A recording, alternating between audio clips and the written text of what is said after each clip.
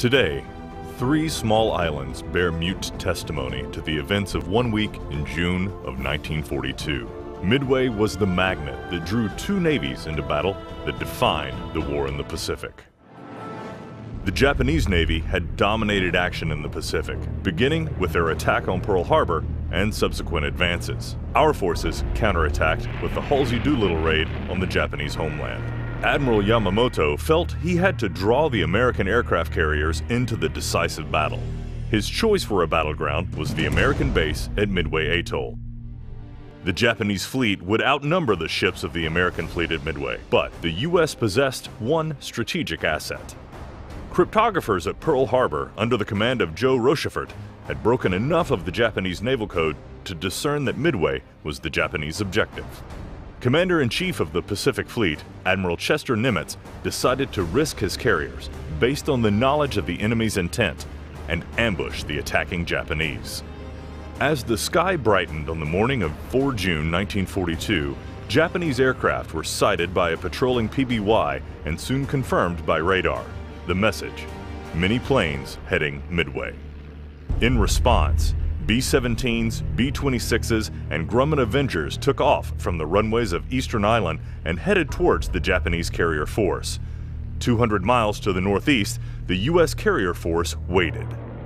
Taking off from the runways of Midway were Marine Corps pilots in Brewster Buffaloes and Wildcats to defend the atoll. These planes and their valiant pilots were no match for the Japanese Zeros escorting the bombers headed for Midway. Midway was bombed by the Japanese, causing damage to the hospital, runways, hangars, and fuel depot. The American bombers that had left Midway and headed towards the Imperial Fleet scored no significant hits on the Japanese carrier force under Admiral Nagumo, but the continued attacks by U.S. Navy, Marine Corps, and Army Air Force planes arriving at different times sowed confusion among the Japanese commanders and disarray in the battle formation.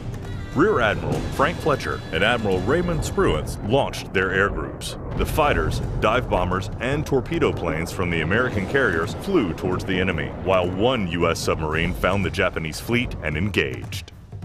USS Nautilus, under command of Lieutenant Commander William Brockman, was depth-charged and attacked by Japanese destroyers, including the Arashi, leading the screen away from the carriers. Enterprise Air Group Commander Lieutenant Commander Wade McCluskey sighted Arashi through a break in the clouds. Arashi's wake led McCluskey to the Japanese carrier force and the 10 minutes that wrote a page in our naval history.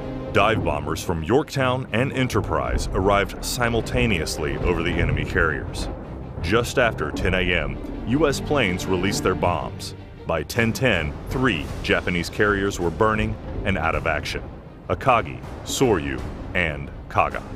The tide of the Pacific War had begun to turn. Hiryu, the 4th Japanese carrier, survived Yorktown's torpedo planes and launched a counterattack that severely damaged Yorktown. Planes from Enterprise bombed Hiryu later in the day and left her burning. The bulk of the Midway battle took place on June 4th. The next day, submarine Tambor caused a collision between 2 Japanese cruisers that were subsequently bombed by our carrier planes. Yorktown, after magnificent damage control work, was being towed toward Pearl Harbor. The Japanese submarine I-168 penetrated our destroyer screen and torpedoed Yorktown and destroyer Hammond. Yorktown sank the morning of 7 June.